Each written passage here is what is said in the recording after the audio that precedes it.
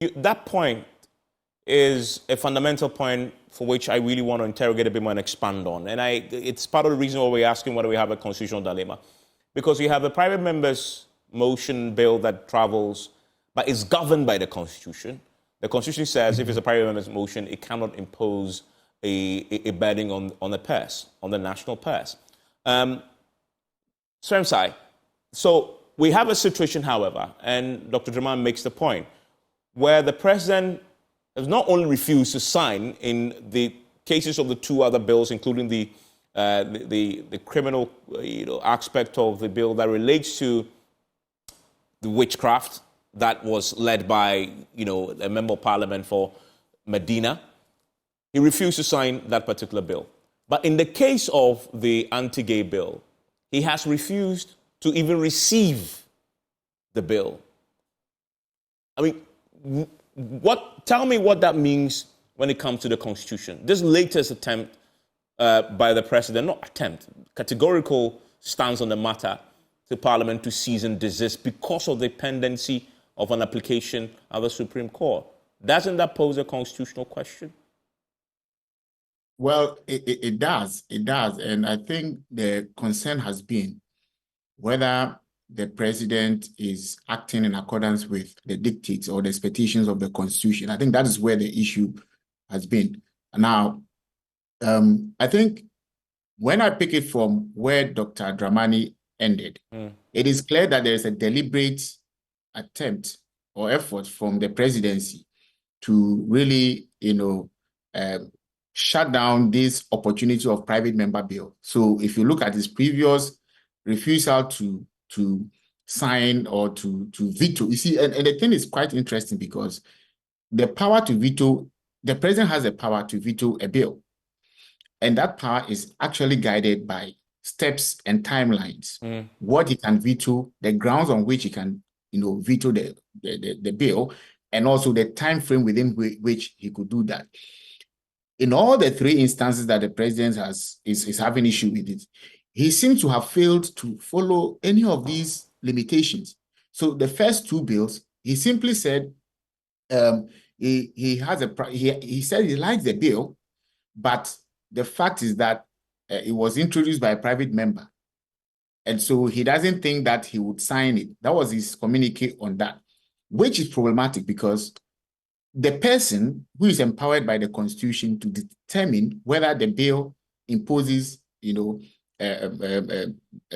taxes or that, so it's a financial bill, is the Speaker. Any other person, if you have a problem within the Speaker's discretion, which you may challenge, I think you have to go to court like anyone else. It is not upon the president to sit in his office and sit in judgment over the Speaker's, discretion.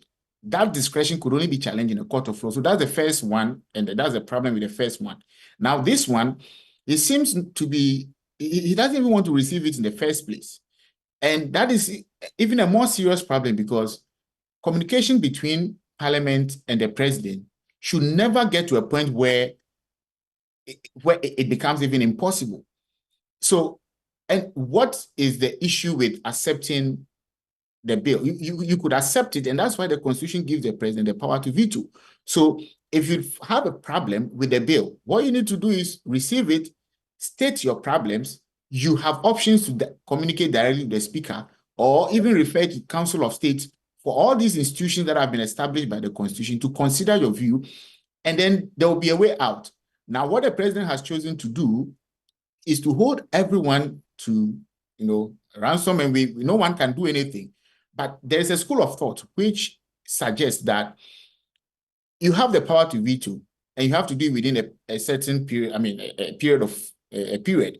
If you fail to exercise the power within the period, what happens? And that is a question which is up now, because once he receives the bill, or then the timeline starts counting. Yes. There's one school of thought which says that if he receives the bill and he fails to act within the regulated time, it means then he has waived his right to veto the bill. Then the bill is now due and ripe for what? Gazetting. That's one school of thought. There's another school of thought which says that, well, if he fails to do it, then the bill hangs and nothing can happen. But I don't think the framers of the Constitution had that intention. I mean, the mere fact that they put timelines on the bill shows that they want you to act within a specific time. And when you fail, then what happens is that the bill, you've waived your right within the time frame. Now, there's a third issue, which is his refusal to even accept the bill, which is actually causing the speaker to also react this way, on grounds that there's a case in court which there's an injunction. So the president, he doesn't want to do anything that would prejudice the injunction application. And that is also strange. It is strange on grounds that we've been here before. E-levy situation has happened, right? And when it happened, the same argument was made that, well, there's an injunction application, so don't sign it until it's done. And the president signed and said, well, he is not bound by an application, which makes sense to me because the truth of the matter is, if we want to go by this idea that whenever there's an injunction application on anything, then everyone must stop. I mean, imagine, Evans, in your station, if I sue you, maybe I sue Joy FM and I'm saying that, well, I make some allegation and I apply for an injunction. And in my injunction, my request is that Joy FM should not transmit until the case is decided. Imagine if that principle works. You know, Joy FM would have to shut down. And then we go into the merit only to find out that, oh, really, I don't even have a case. How do you recover your losses for the period? You know, so that school of thought, it only makes sense if upon filing, there's a timeline within which the court should decide. Yeah. So, for example, if you file it and the effect is that it will be stayed, then there should be an additional rule to say that the case should be decided within a certain period of time. Otherwise, then the injunction will not work. And the courts have had an opportunity to actually criticize. Some judges have criticized this rule. And their position was that if we go by this, what we are doing is that we have transferred the power to injunct from the courts into the hands of a litigant. Because he knows that if he files the motion, everything is injuncted. So then he becomes a court and he's benefiting from what was actually reserved for the court. So it really doesn't add up. More so when the Constitution gives a specific command. You know, there's a difference between people doing, you know, their private litigation and seeking injunction. That is completely different from when there is a constitutional command with timelines for something to be done.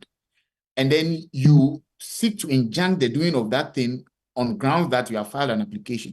So these issues are very complicated. And contrary to the view that the standoff is actually between the executive and the legislature, I think the judiciary is also part of this game.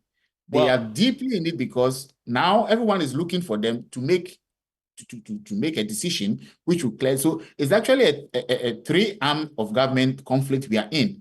It's just that the nature of the court is that they don't speak until they actually, you know, decide the case. So we are not hearing, but they are really, I think they are even at the center of the conflict now, and they have to pave the way, and which is their job.